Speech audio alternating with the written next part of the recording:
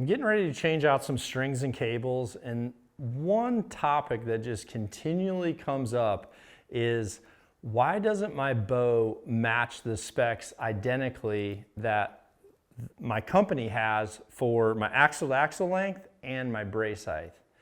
Now this is something, once you change out strings and cables, that can certainly change a little bit. You don't want it to change too much, but most of the time you'll notice there's a little asterisk in those catalogs, and if you go down to where that asterisk is, it'll say approximate. And this was something that as manufacturers we struggled with at times, because there are things that affect that exact spec of your brace height and your axle-to-axle length. So one of the things that affects this is the diameter of your servings on your newer strings and cables versus the ones that came off previously. So the thicker these fit in that cam track, they're going to immediately give a difference in that axle-to-axle length, and ultimately that'll affect the brace height as well. Or if you go to a material that's slightly thinner, to where when you feel that cam, once you've installed your new ones, and the strings and cables are much deeper into that track than what you remember with your factory ones, those are also gonna then make it seem like it's longer for the system, because they're gonna fit deeper in those grooves. Now, one of the things you gotta factor in with this is certain types of string colors will have different diameters than other types of string colors. So, just as a rule of thumb, black and white string material are going to have much less wax in them than any of the brighter colors, because they need that wax in order to hold the ink. So if you went from a bright flow green string to a natural pure white fiber that doesn't have hardly any wax in it at all, there could be a slight variation.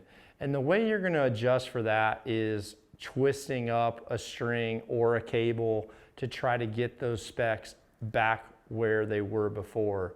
Now, one of the things that you can do for this before you do a string and cable change is, when your factory set is on there and you're in the perfect position where you wanted it to be, you can take a pencil and you can either mark, using your limb as a reference, you can mark a little line on your cam. Or a tip that I've shown in the past is taking some Scotch tape, sticking that on that cam, then getting a marker and marking that before you remove your factory set, so that now that I go to my aftermarket set and put that on there, I'm able to get those specs much closer. There's a lot of different things that factor in axle-to-axle length and brace height. Also, if you've ever changed the poundage, if you start to back your limb bolts out, or if you've tightened them down to get more poundage, those will then change those measurements as well. If you're backing your limbs out, the axle is going to come down, the brace height's going to go out. Opposite will be true if you start to crank some poundage back up and you're tightening everything down, that's going to shrink up. Also, make sure you're paying attention to what cam you have, because for example with this bow, you could get an S2 cam, you can get an E2 cam, or you can get an EC2 cam.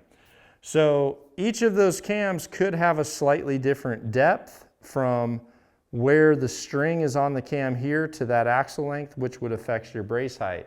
So make sure you're paying attention to the factory specs specific to the cam that you choose.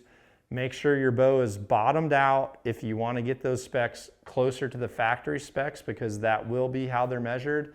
And just remember to compare apples to apples when you're looking at string materials. The same number of fibers, this string might have 22 strands, another type of material might have 26. Those are both going to give you slightly different specs. So make sure you're paying attention to apples and apples. And lastly, honestly, be close to the specs and you're going to be good. Don't worry about it being exactly pinpoint on. They're not always to the number. As long as you're getting the pulling weight that you need, that's more of the numbers that I pay attention to. And also keep in mind, if you take off an old set, that set has been stretched in, it's been settled in, it's gonna fit in that system a little bit differently than a brand new set that hasn't been shot in and broke in as well. So if you do that and you're worried about specs, make sure you break that new string in a little bit before you get down to the nitty-gritty of changing your string twists or your cable twists in order to get those specs right on the dot.